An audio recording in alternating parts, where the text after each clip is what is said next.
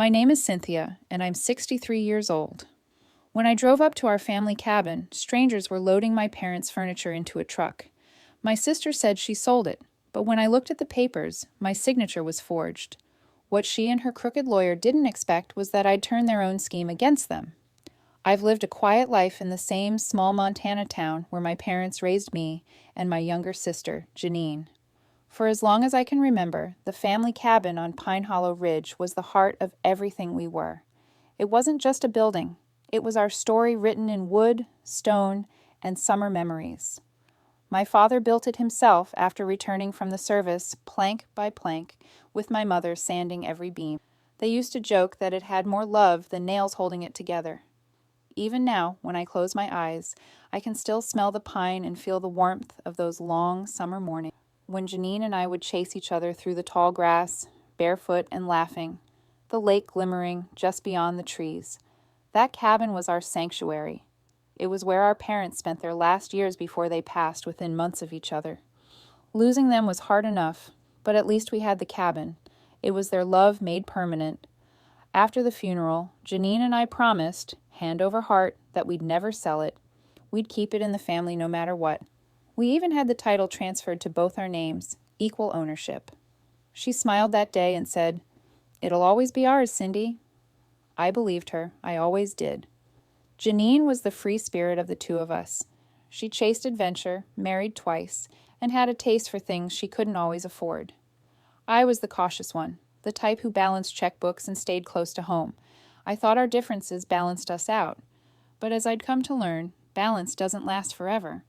A few months ago, I started noticing little things. Janine avoiding my calls, brushing off questions about taxes on the property, and saying she was handling things. I trusted her. After all, she was my sister.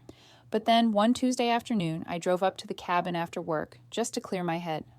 I still remember how strange it felt pulling into the driveway and seeing a moving truck parked out front. At first, I thought maybe Janine was renovating. But then I saw strangers carrying out my parents' old furniture, our furniture, and loading it into the truck. My stomach twisted. I rushed over shouting, "Excuse me, what are you doing?" A man in a blue jacket turned to me, confused. "We're just here to move things for the buyer," he said. "Buyer?" I repeated, feeling my throat tighten. "What buyer?" That's when it hit me like a punch to the chest. The cabin had been sold. I must have stood there in the gravel, numb, for a full minute before I could speak again. I demanded to see the paperwork, anything. The movers didn't have much information, but one of them handed me a card, a lawyer's name printed neatly across it. He said everything had gone through a few days ago. I called Janine right then, my hands trembling so badly I could barely hit the buttons. She didn't answer. I called again and again, nothing. When I finally reached her that evening, she sounded calm, too calm. "Janine," I said, my voice shaking, "what did you do?" "The cabin, our cabin, is gone." There was silence on the other end for a moment, and then she sighed. "Cindy, please don't make this harder than it needs to be." "Harder?" I snapped. "You sold the house without me. You had no right." "I had every right," she interrupted, her tone flat. "It was my share to sell. I needed the money." I couldn't breathe. "Your share? You forged my signature. You sold our parents' home." Her voice turned icy. "It was sitting there rotting. I got a good offer, $510,000. It's done." 500 and I knew that property was worth nearly double. My mind reeled. How could she have done this? I felt something in me crack, the kind of pain that makes your knees weak. "How could you, Janine? Mom and Dad—" "Don't!" she snapped again. "They're gone, Cindy. It's just a house. Move on." Just a house. I stared at the phone, tears stinging my eyes, remembering my father's rough hands sanding the porch rails, my mother humming as she hung curtains she sewed herself. That cabin wasn't just a house. It was our childhood, our family, our last connection to the people who made us who we were. I sat there for hours after she hung up, staring at the old photo album on my coffee table, each page filled with summers we could never get back. The betrayal didn't just cut deep. It felt final. And yet, even through the ache, a part of me refused to let go. Something about the way she'd said, "It's done," didn't sit right. There was no remorse in her voice, no hint of guilt, only calculation. That night, I made myself a promise. If she thought she could sell our past and walk away smiling, she was wrong, because I wasn't done with that cabin. Not yet. When I saw her face the next day, she didn't even look guilty. She looked proud. I never thought my own sister would rob me of our childhood home. My name is Margaret, and I'm 61 years old. I've lived most of my life in a quiet corner of northern Michigan, surrounded by pine trees and long, winding lakes that shimmer like glass in the summer sun. But of all the places I've ever called home, none have ever meant as much to me as the family cabin my parents built when I was a little girl. That cabin wasn't just a structure. It was our history carved into wood and memory. My father, a carpenter by trade, spent 3 summers hammering and sanding every board by hand, while my mother stained the wood until it gleamed like honey. They built it to last, to hold their love and, someday, our future. Growing up, that cabin was where life felt simplest. We'd fish at dawn, swim at noon, and roast marshmallows at dusk. Even as adults, my younger sister Clara and I returned there every year, sometimes with our kids, sometimes just the two of us, reminiscing about our parents. It was our sacred place, the last piece of them we had left. When our parents passed, first Dad, then Mom 2 years later, the cabin became our inheritance, split evenly between us. We stood together on the porch after the funeral, the lake still and silent, and promised we'd never sell it. It's the heart of this family, I remember saying. Clara squeezed my hand and whispered, "Always." But promises don't pay debts. And my sister, she'd always had a taste for things just beyond her reach. She was the kind of person who could charm her way into anything, a free meal, a business deal, even sympathy when she didn't deserve it. I loved her, but I'd learned long ago that Clara's smile could hide 1,000 motives. Still, I never imagined she'd betray me this way. It started with little signs, late bills for property taxes that I thought she'd paid, short, evasive phone calls when I asked about the insurance renewal. "I'll handle it, Mags," she'd say, always in a rush, always with that dismissive tone. I didn't think much of it at first. I trusted her. She was my sister. Then one chilly March afternoon, I decided to drive up to the cabin to air it out before spring. The snow had started to melt, and the air smelled like wet earth and pine needles. But as I turned down the narrow gravel road leading to our property, my stomach tightened. There was a moving truck in the driveway. 2 men were loading furniture, our furniture, into the back. My mother's rocking chair, my father's workbench. For a moment, I just stood there, frozen. Then I jumped out of my car and rushed over. "Excuse me," I shouted. "What's going on here?" A man in a gray jacket turned toward me, confused. "You Margaret?" he asked. "Yes," I said slowly, my heart pounding. He scratched his head. "We were told the sale closed last week. We're just clearing the place for the new owner." "The new owner?" My voice came out strangled. "That's impossible. This is my family's cabin." He looked genuinely sorry. "Ma'am, I just do the moving. You can call the lawyer if there's a problem." He handed me a business card before climbing back into the truck. I stared at it. James L. Porter, real estate attorney. I felt dizzy. My hands were shaking as I called Clara, straight to voicemail. I tried again and again until she finally picked up on the 4th try. "Clara," I said, my voice trembling. "What's going on? The cabin. There's a truck here. They said it's been sold." There was a long pause. I could hear her exhale. "Oh, you found out." "You found out?" I shouted. "What do you mean? You sold it? Without telling me?" Her tone was calm, almost bored. "Maggie, I had every right. I needed the money. It was my share, too." I felt my pulse roar in my ears. "You didn't have the right to sell it without my consent. That's fraud." She sighed. "Please don't get dramatic. I got a good deal. 510,000. It's done." 510? I nearly dropped the phone. The property was easily worth close to $1 million. "You undersold it. Who did you sell it to?" "It doesn't matter," she said coldly. "A private buyer. His lawyer handled everything." "Without even asking me," I whispered, my voice breaking. "Maggie, it's just a cabin," she said sharply. "It's old, it's falling apart, and neither of us goes there enough to make it worth keeping. I did what I had to do." "It's not just a cabin," I cried. "It's Mom and Dad's legacy. How could you—" Her tone shifted to ice. "You'll get your half. Don't call me again about it." The line went dead. I stood there in the cold, my phone still pressed to my ear, staring at the cabin that had shaped my entire life. It wasn't just a house. It was my parents' laughter, their struggles, their love, and now it was gone, sold off for half its worth by the one person I thought I could trust most. As I got back into my car, I looked up at the porch light still hanging over the door, flickering against the dusk. I realized I wasn't just hurt. I was furious, because if Clara thought she could steal our family's home and walk away without consequences, she was about to learn just how wrong she was. The next morning, when I went to confront her face to face, she didn't look sorry. She looked smug. She looked me straight in the eye and said, "It was my share to sell." The next morning, I drove straight to Clara's house. I didn't bother calling. I didn't trust myself to hear her voice without saying something I couldn't take back. The drive felt endless, the gray sky pressing down as I gripped the steering wheel hard enough for my knuckles to ache. Clara lived in a neatly kept suburban neighborhood on the edge of town. Rows of cookie-cutter houses, perfect lawns, and the faint smell of money she never quite earned. When she opened the door, she looked surprised to see me, but only for a moment. Then that same smug calm settled over her face, the one she used whenever she knew she'd hurt me and didn't care. "Well," she said, folding her arms, "that was fast." I didn't even wait to be invited in. "You sold the cabin," I said, my voice shaking. "Our parents' cabin," without telling me. She leaned against the doorframe, utterly unbothered.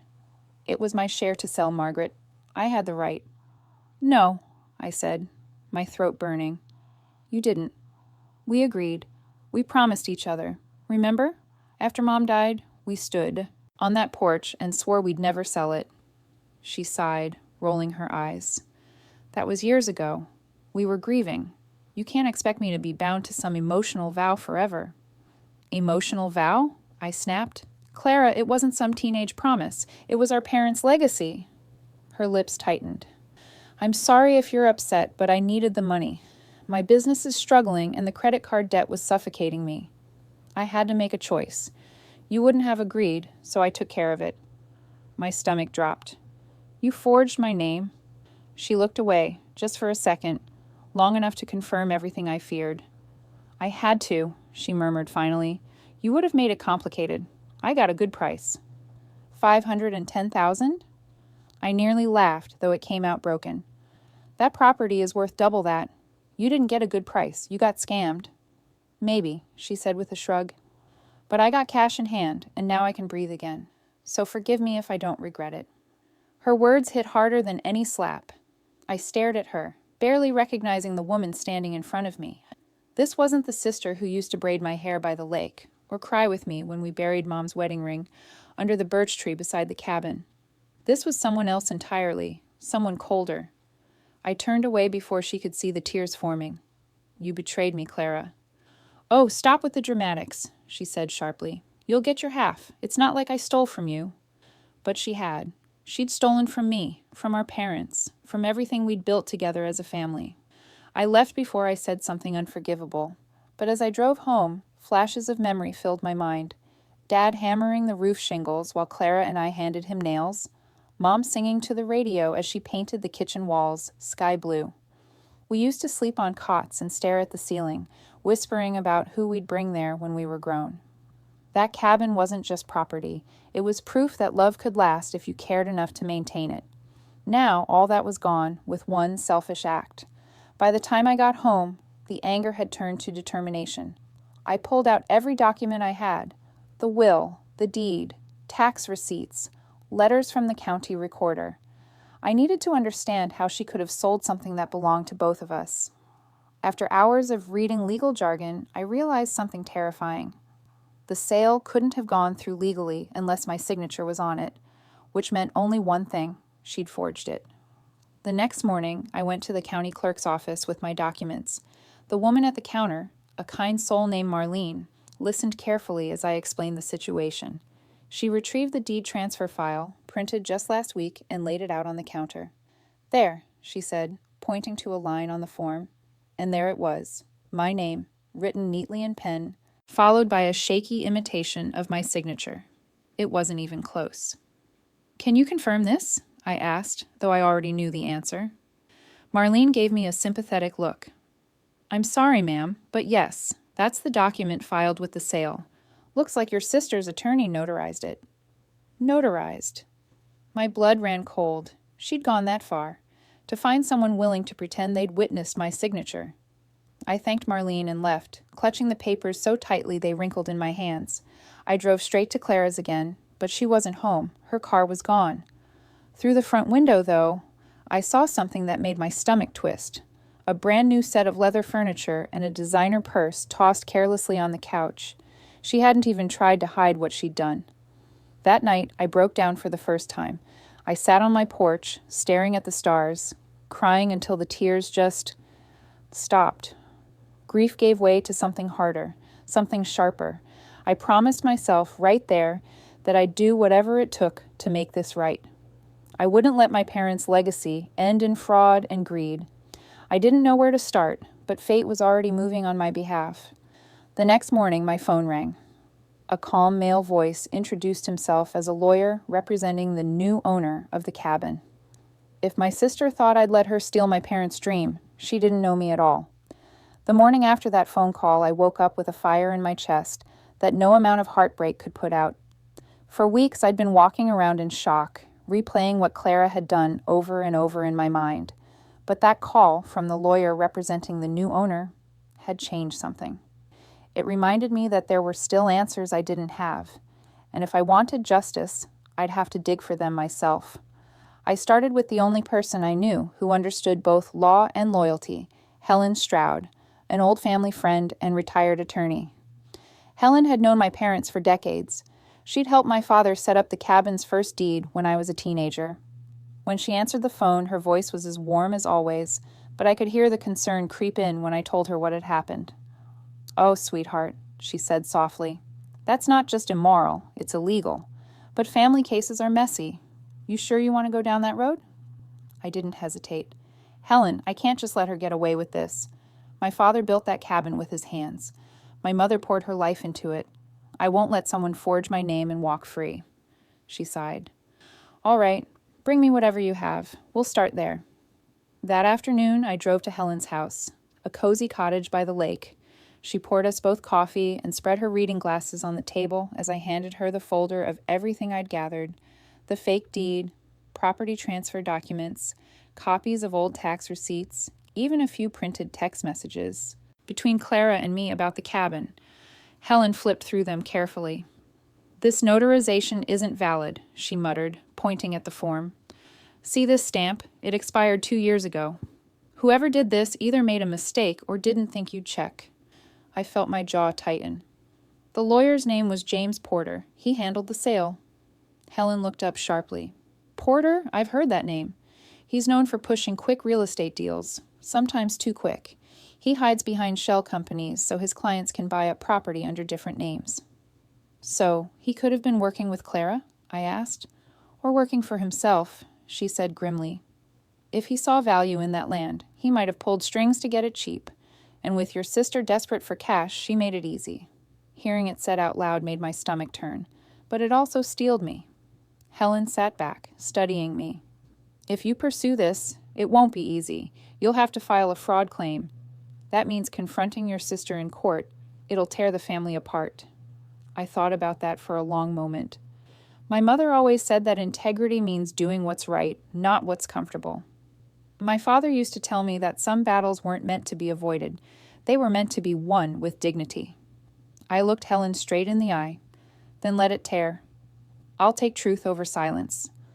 She nodded slowly. "All right. Then start gathering everything.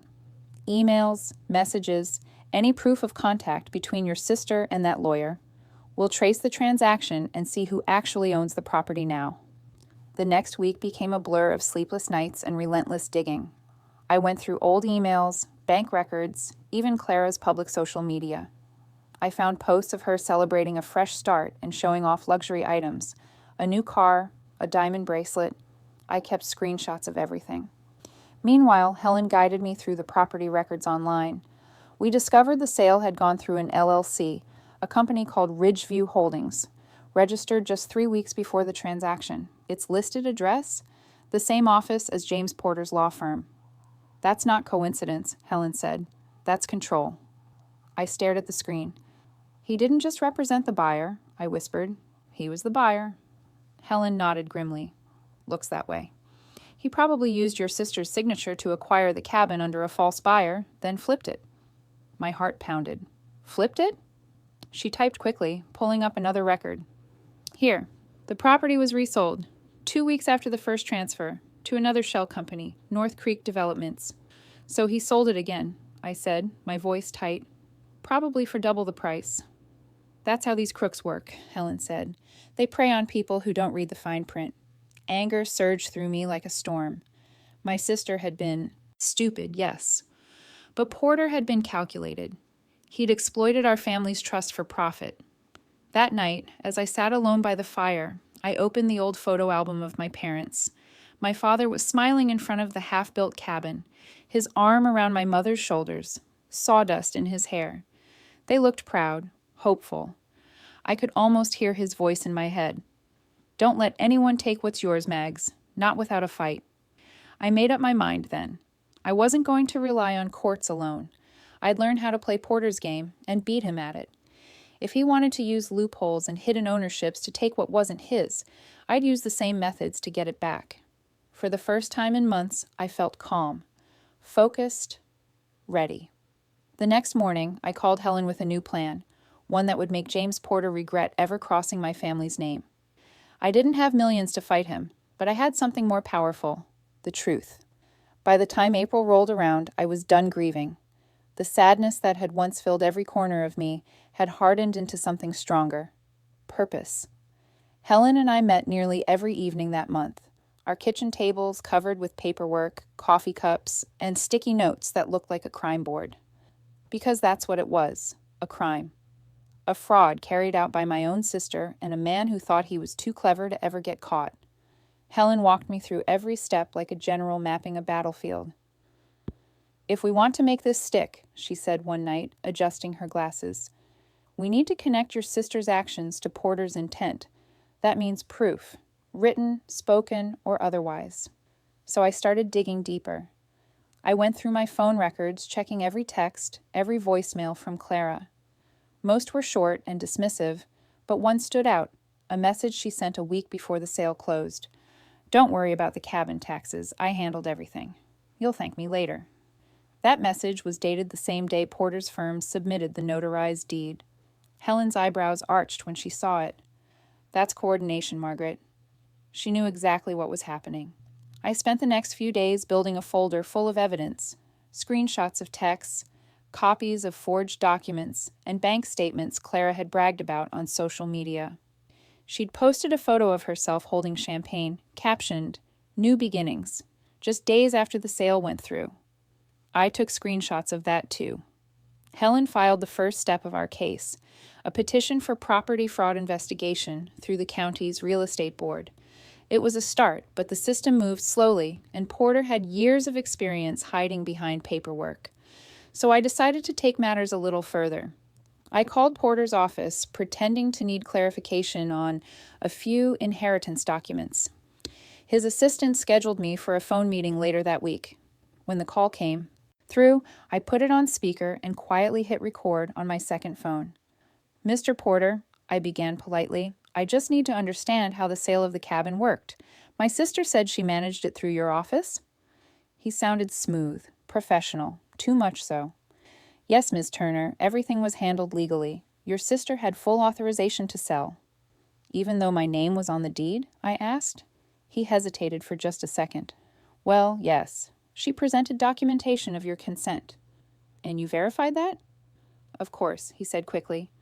But his tone had shifted. I could almost hear the tension creeping in. I paused. "You must have seen the signatures side by side. They don't match." He gave a small, forced laugh. "I'm not a handwriting expert, Ms. Turner. We take clients at their word." Then, "The slip," he added. "Besides, your sister received her payment directly. I assume she shared your portion." I froze. "Her payment?" He coughed lightly. "Just the standard commission. Nothing out of the ordinary." But I had him. There was no reason for Clara to receive any commission unless she'd been part of the scheme. When the call ended, I sat there trembling, not with fear, but with triumph. I replayed the recording 3 times, writing down every word. Then I emailed the file to Helen. "This is it," she said when she heard it. "He just admitted to your sister receiving compensation from the sale. That's not legal sharing. That's a kickback. We both knew it wasn't enough to get the cabin back immediately, but it gave us leverage, and leverage was power. That weekend, I drove out to Pine Hollow Ridge for the first time since losing it. The cabin was locked and empty, but the land looked different, neglected, overgrown. The new owners hadn't touched it since the sale. Something about that bothered me. So when I got home, I pulled up the county tax portal to check the records. What I saw nearly made me laugh. The property taxes hadn't been fully transferred. The LLC that bought the cabin, Porter's Company, still owed back taxes from the previous fiscal year. I called Helen immediately. If the taxes aren't paid, what happens? She was silent for a moment. Technically, if taxes go unpaid for long enough, the property can be subject to a lien, or even forfeiture. I leaned forward. Meaning someone else can claim it? She smiled faintly. Under certain conditions, yes. But it's complicated. You'd have to file fast and prove intent to satisfy the debt. I don't care how complicated it is, I said. If there's a way in, I'm taking it. For the next week, I buried myself in research. Property liens, unpaid tax claims, legal rights of co-owners, and fraudulent sales. I called the county office under the guise of a potential investor and confirmed that the taxes on the Pine Hollow property were indeed delinquent. The system gave me a deadline. If payment wasn't made within 30 days, the property could be reassessed for default purchase. It wasn't ownership, not yet. But it was a crack in the wall Porter had built, and I was going to pry it open. I filed the paperwork to initiate a tax lien claim, listing myself as an interested party due to fraud and co-ownership. It was a long shot, but for the first time in months, I felt like I was taking back control. That night, as I sat by the window, watching the rain streak down the glass, my phone buzzed.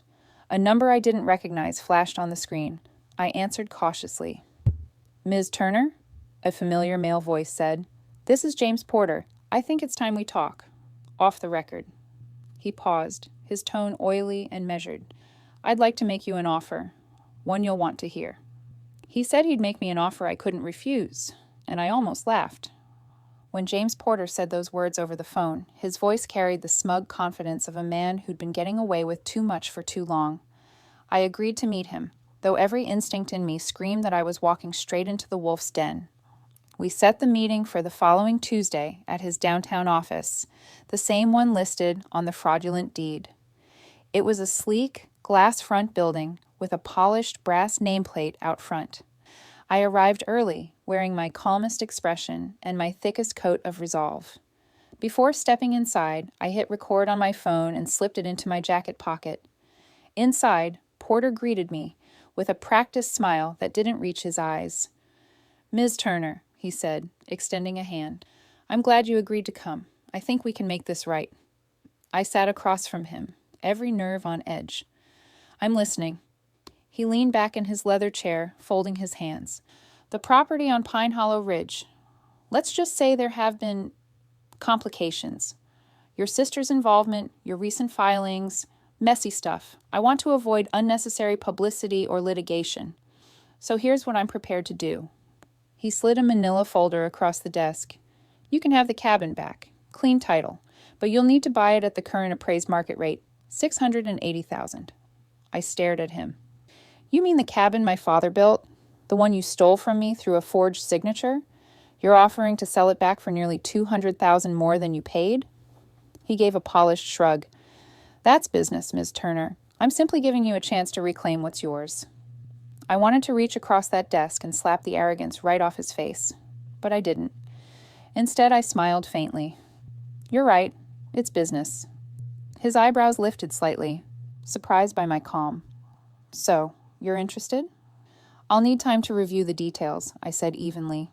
"But yes, let's talk numbers." Inside, I was seething, but outwardly, I kept my tone cool, even cooperative. He thought I was naive, an aging woman, desperate to cling to her family's past. Let him think that. That night, I called Lydia Brooks, a local investigative reporter who'd written a few sharp pieces on small-town corruption. I'd read one of her articles years ago about a developer who forged flood zone maps to get land cleared for luxury homes.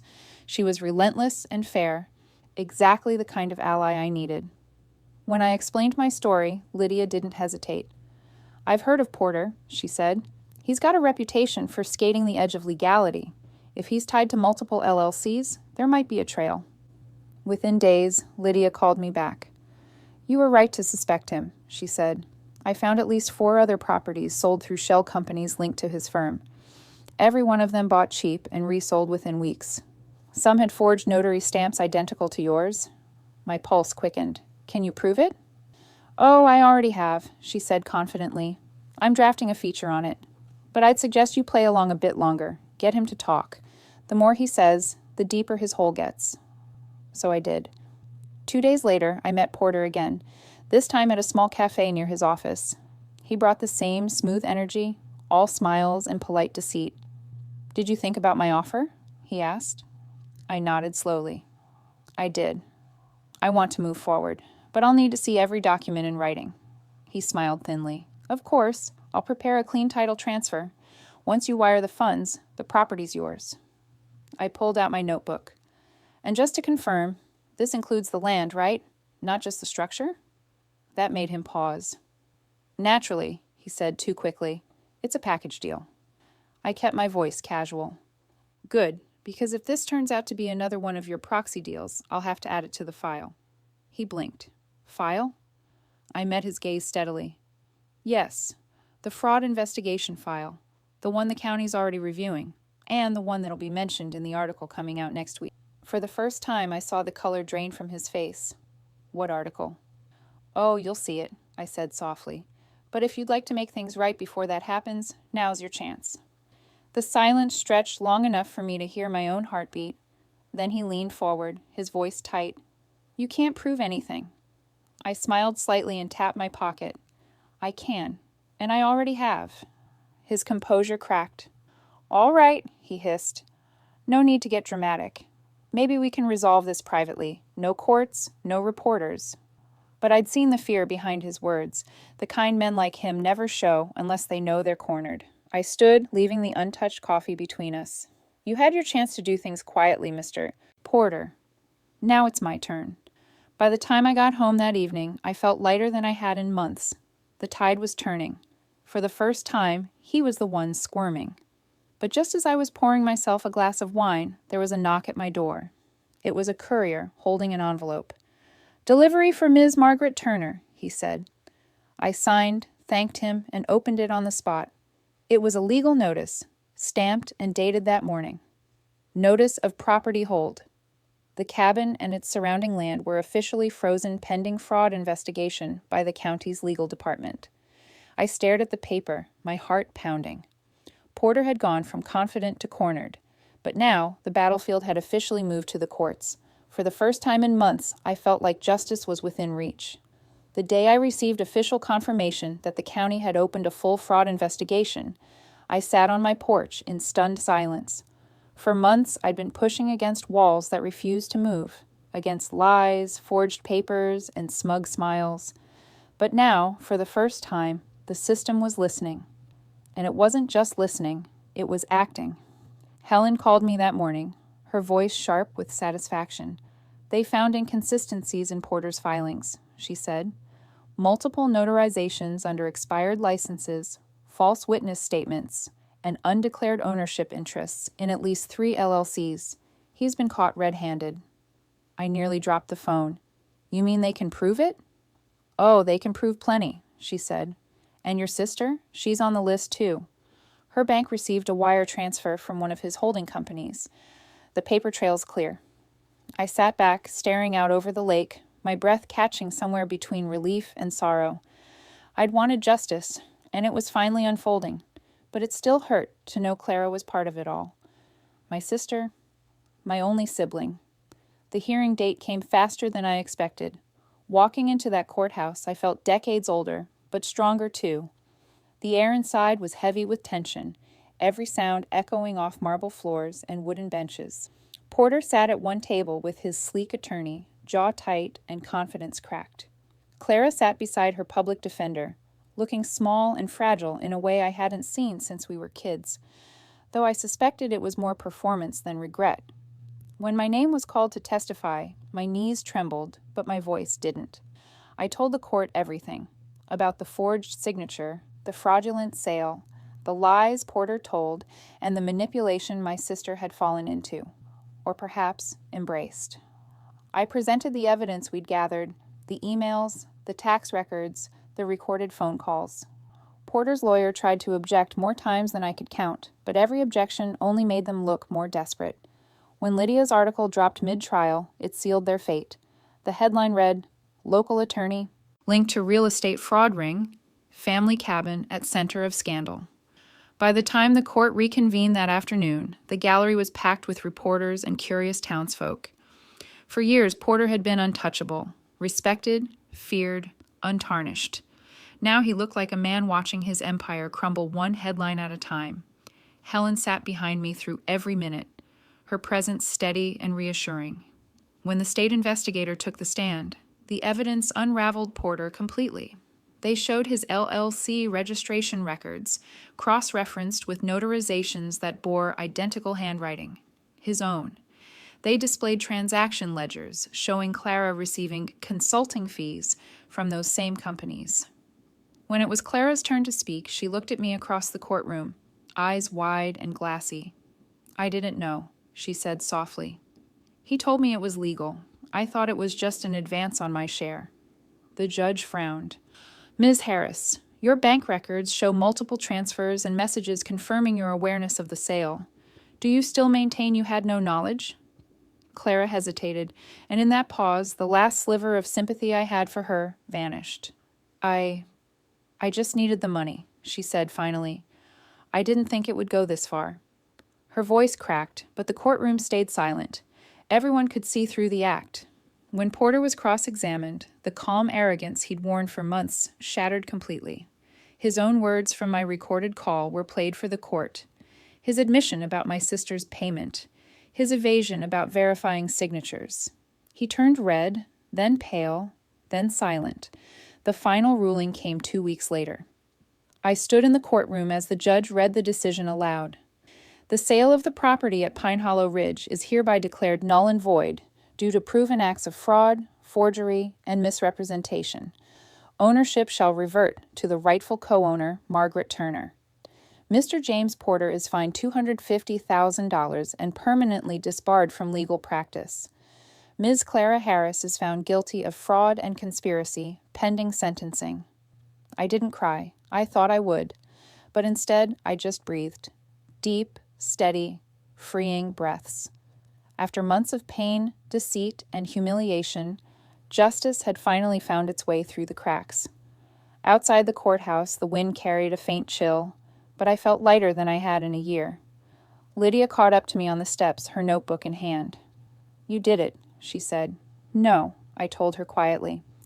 "The truth did," she smiled. "That's a good quote. Mind if I use it?"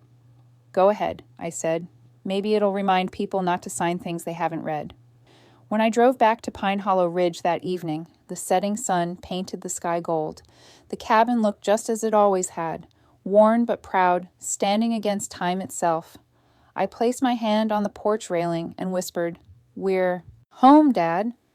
But as I went inside, I found a letter taped to the front door. It was from the county records office, a notice regarding the property's land title. My pulse quickened as I read the words. "The structure title and land parcel are registered under separate entities. Review required for full consolidation." Separate titles. That meant, legally, the land might still belong to someone else, or rather, to one of Porter's defunct LLCs. As the realization sank in, a slow, cunning smile spread across my face. If Porter thought the game was over, he was about to learn I still had one more move left to play. When I learned the land title wasn't tied to the cabin, everything changed. The letter from the county records office sat on my kitchen table all night. I must have read it a dozen times, tracing every word like a hidden map. The structure title and land parcel are registered under separate entities. It sounded technical, dry even, but to me, it was electric. It meant there was still something left to fight for. I called Helen first thing the next morning. "What does it mean exactly?" I asked her. "That the land and the cabin have separate titles?" She didn't answer right away. "It means," she said carefully, "that your property was divided in a way most people never notice. The cabin, the structure itself, was sold fraudulently and then returned to you by court order. But the land beneath it, Margaret, that might still belong to one of Porter's holding companies." My pulse quickened. "So if that company is still active, he could try to reclaim the land?" "Not necessarily," she replied. "If it's inactive or in trust, it can be legally purchased. Quietly. Quietly." The word rang in my head. Helen gave me the contact of a discreet property attorney she trusted, Daniel Kearns, a quiet man with a sharp mind and no patience for corruption. When I met him 2 days later, I handed him the documents and explained the situation. He skimmed the pages, his expression unreadable. "You're lucky," he finally said. "The land is technically still owned by one of Porter's shell companies, but that company hasn't filed a single renewal document in months. It's inactive, meaning the trust will dissolve within 30 days if no one claims it. That gives you a window." "A window for what?" He smiled faintly. "To buy the land before anyone else notices." For the first time since the nightmare began, I felt the spark of control return to me, not through anger, but through strategy. This wasn't about revenge anymore. It was about restoration. My parents' legacy deserved to rest on solid ground, literally.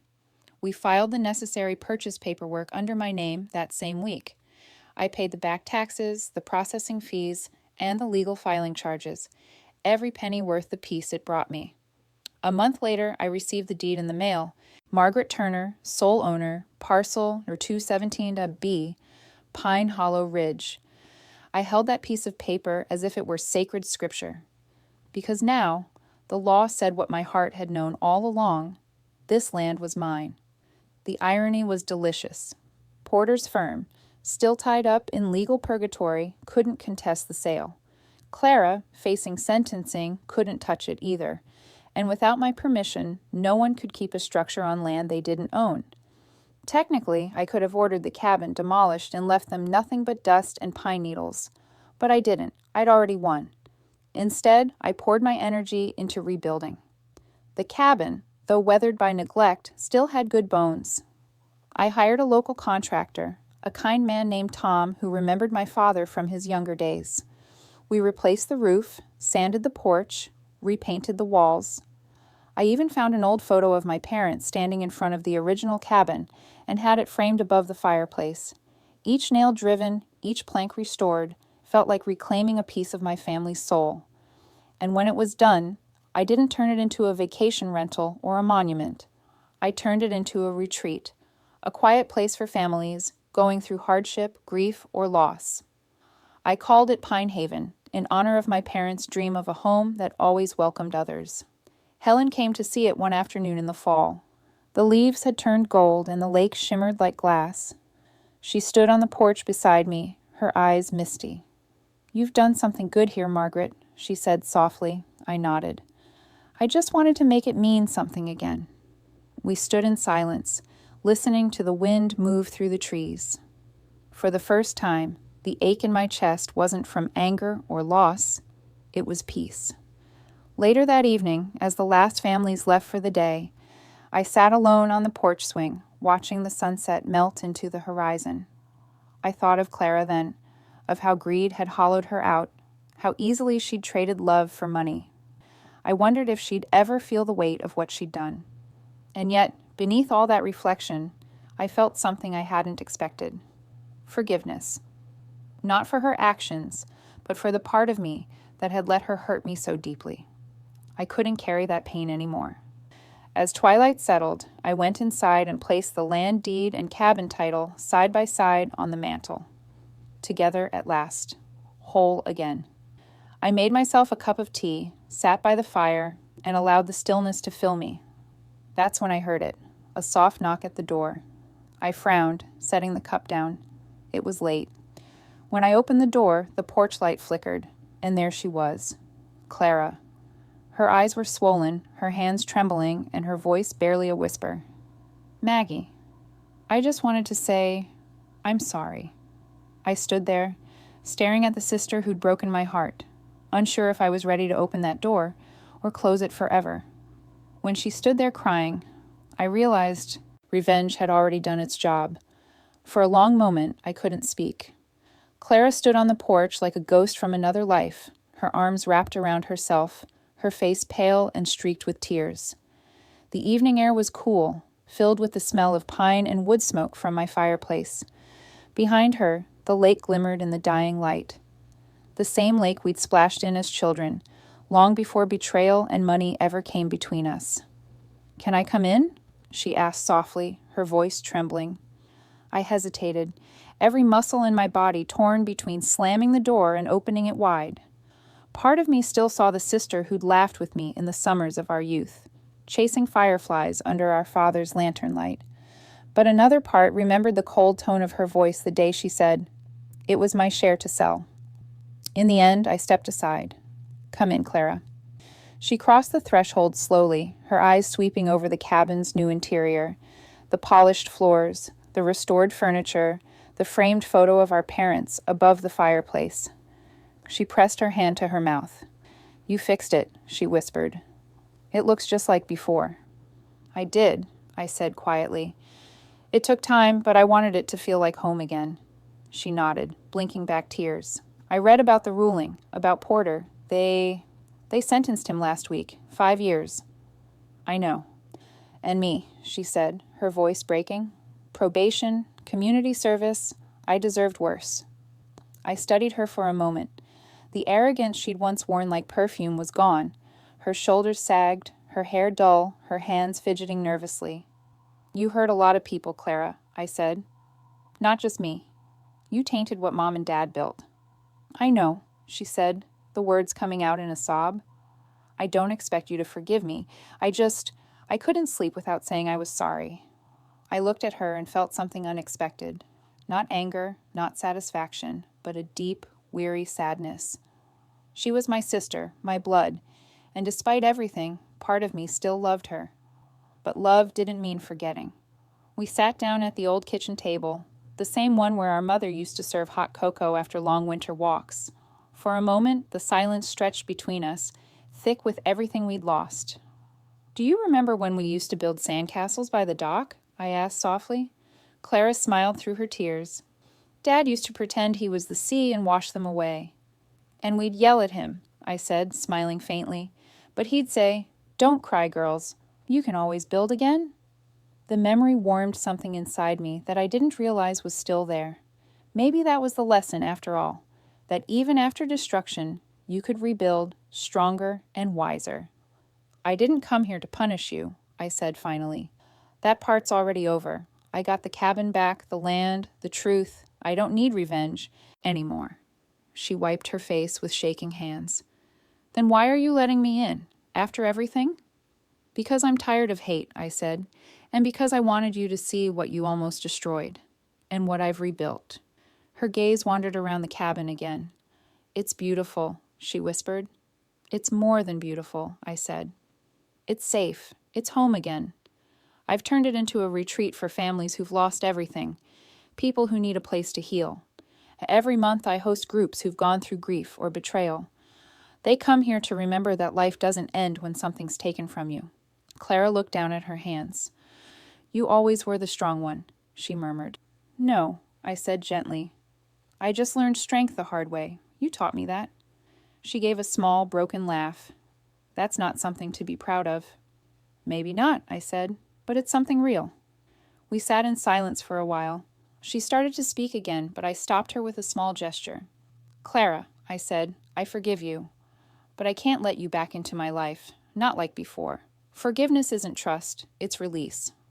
She nodded slowly, understanding. Tears fell again, but this time she didn't hide them. "Thank you," she whispered. "That's more than I deserve." She stood, glancing one last time around the cabin. "Mom and Dad would be proud of you," she said softly. Then she turned and walked out, her footsteps fading down the porch steps until only the chirp of crickets remained. I stood there for a long time, staring at the closed door. I wasn't sure if I'd ever see her again, but for the first time, that thought didn't hurt. It felt finished.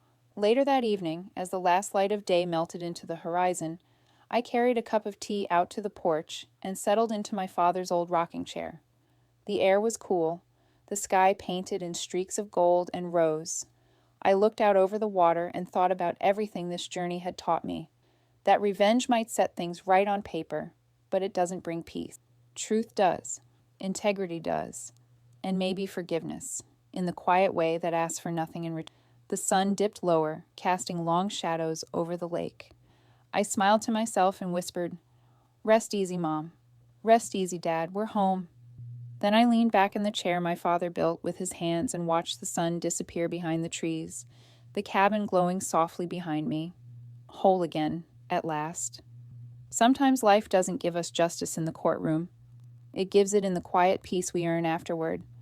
I didn't just win back a cabin, I won back the strength my parents taught me never to lose. If you've ever been betrayed by someone you trusted, you know the kind of silence that follows. Tell me, would you forgive them or would you walk away for good? And if my story touched your heart, maybe it's time we keep these lessons alive. You know how.